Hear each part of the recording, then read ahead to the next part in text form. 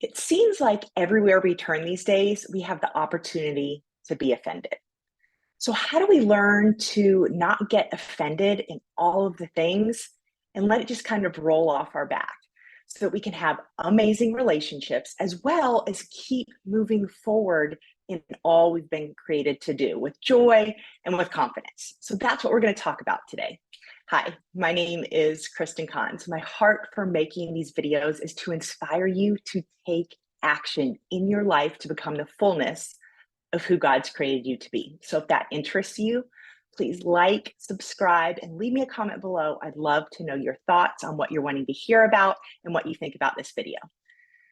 So in my early 20s, I was listening to a teaching, and right then and there, it changed me. It was a perspective shift.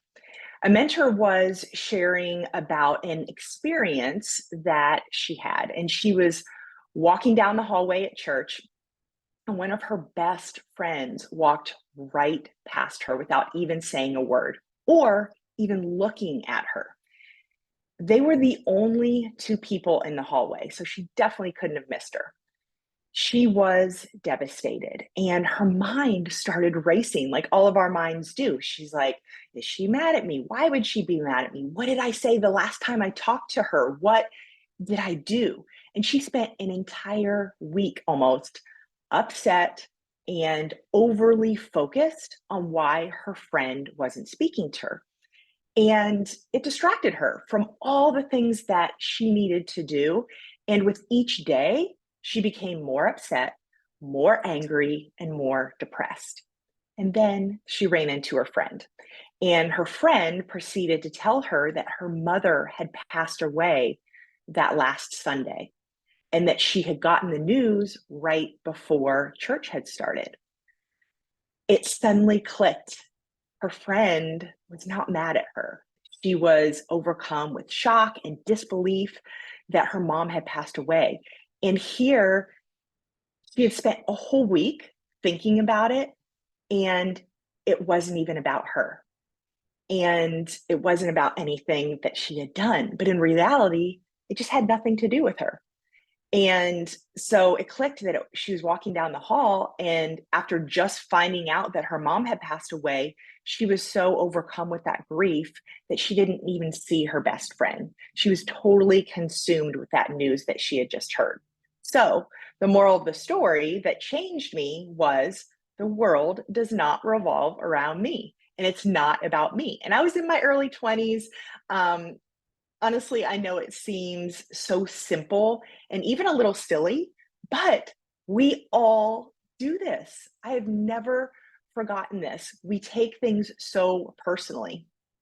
So, with that message right then and there, that spirit of offense was killed within me. And it's like there was almost like a flip of a switch that something um, would happen and start making me take it personally. And I would say, Kristen, the world doesn't revolve around you. It's not about you.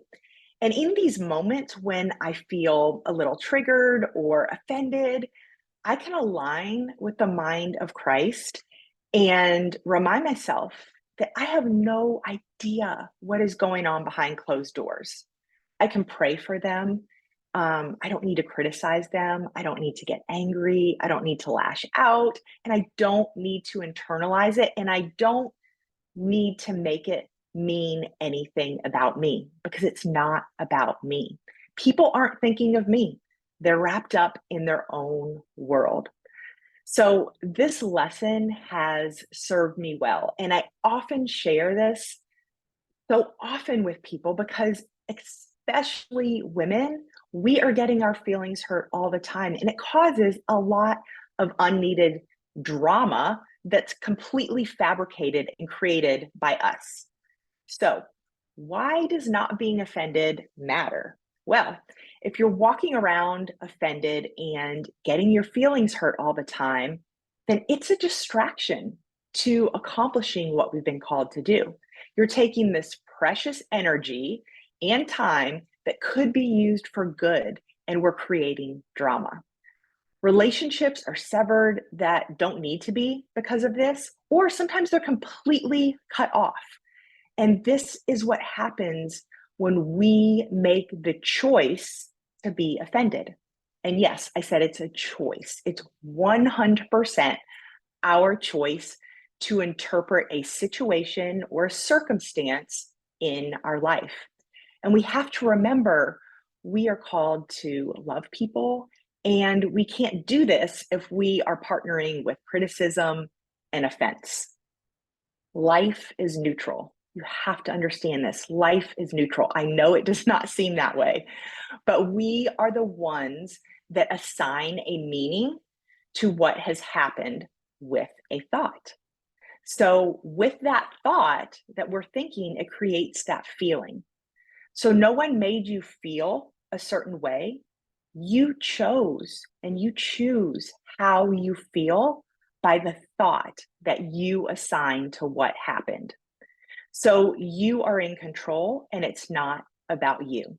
These two facts will shift you out of that victim mentality of letting life happen to you and bring you into a victor mentality and taking control of your life, of really partnering with the Lord and seeing it through His lens and choosing to love and believe the best about people instead of the worst. And really, this is just a bad habit a lot of us are in.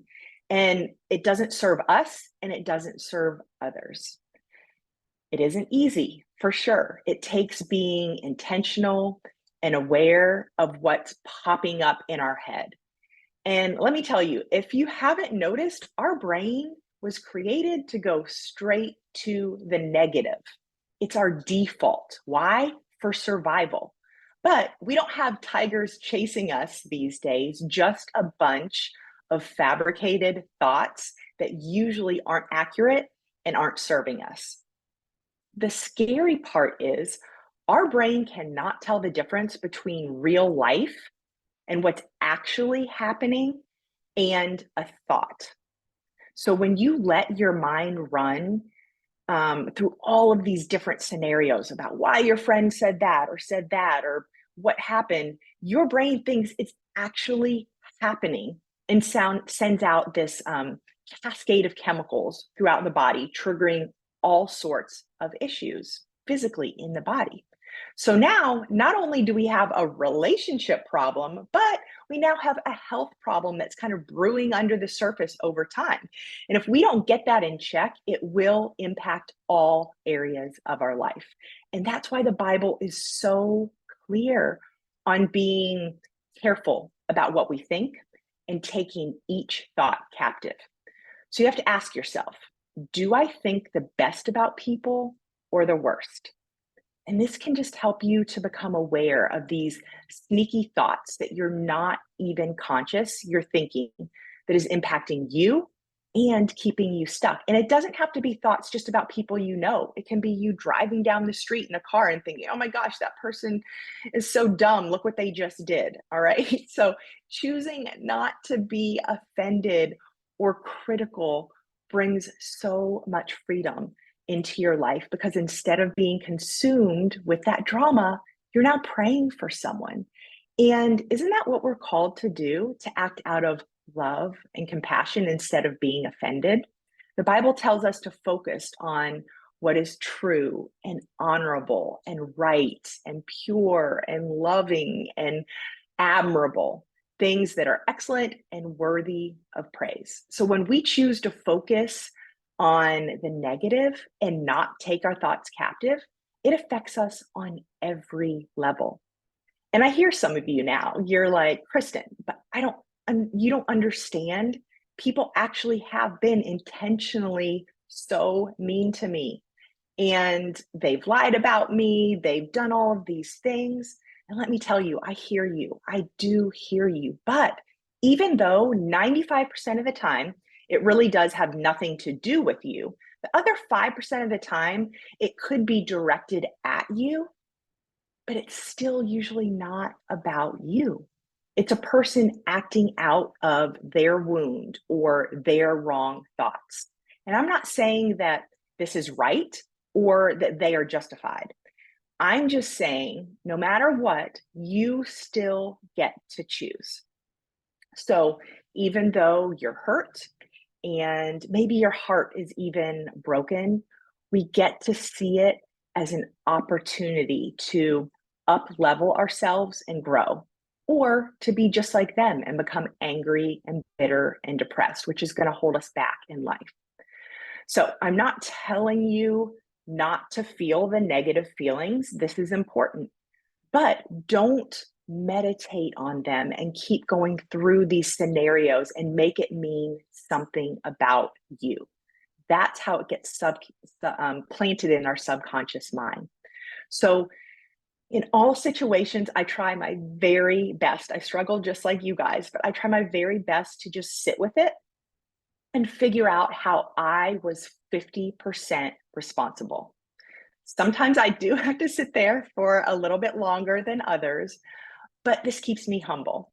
And this allows me to put myself in their shoes and see their side. I might not agree, but I choose to not be offended. So each time offense creeps in, look at it as an opportunity and not a problem. It's an opportunity for you to grow in mental strength and stability so that you can carry the great things that God has for you. But you can't hold the blessings that the Lord has for you if you're not preparing your heart, especially in this area of offense. So I bless you and I pray for you as you work through this. Let me know your thoughts and if this perspective shift has helped you at all. Like, subscribe to be notified when new videos are posted. And I love you guys, and I'll see you next week.